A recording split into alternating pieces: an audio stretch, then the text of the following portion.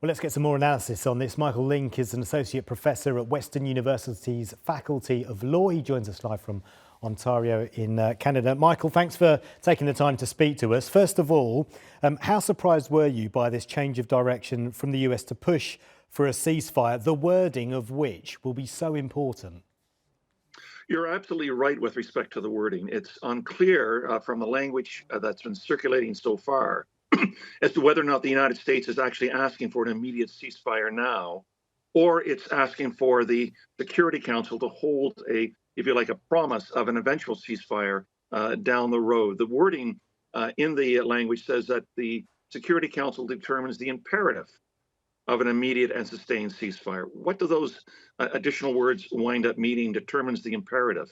Is that asking for the Security Council to wait until the United States gives us okay days or weeks down the road, or is it actually behind an immediate ceasefire now, 5.5 months into the conflict? Yeah, because the key word is immediate, isn't it? That's what that's really where we're at, isn't it? Well, the other key word is determines the imperative. Does that mean that we're going to be waiting for an opportune moment, days or weeks from now, for the ongoing negotiations in Qatar to wind up determining if we're going to have an immediate ceasefire or not? The language was much clearer in the 3 UN Security Council resolutions that were vetoed by the United States over the last 4 months as to the demand for an immediate ceasefire. This language is a little more ambiguous and a little more fraught with alternative meanings. Yeah, and Antony Blinken is due to visit Israel, I believe, on Friday. What have you made of their relationship, the relationship between the two countries throughout this, and where it's at now?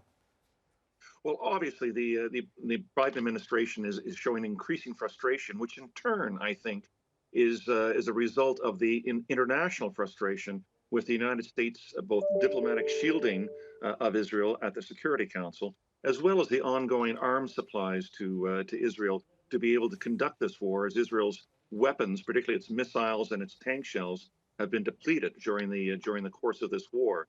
And so I think the United States is recognizing not only is Israel's international reputation falling in the world, it's dragging down the American reputation as well.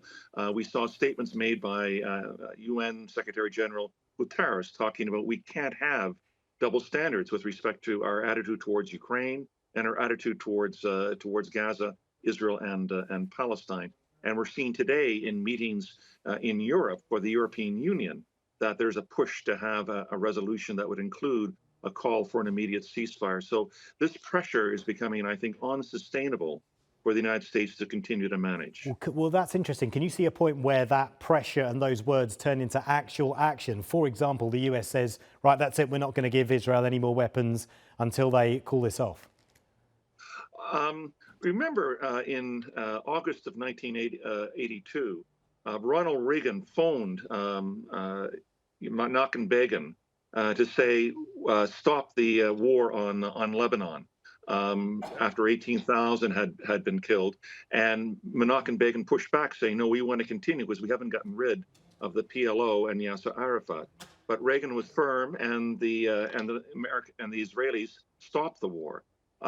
We haven't heard of that kind of call yet coming from Washington to Tel Aviv, but it's certainly Washington is capable of making that call. And I think we're getting close to a soft call from the United States to tell Israel, you can't have an all-out offensive in Rafah. Which would be really interesting. Michael, really good to get your thoughts. Thank you so much. Michael Lynk there, Associate Professor at Western University's Faculty of Law.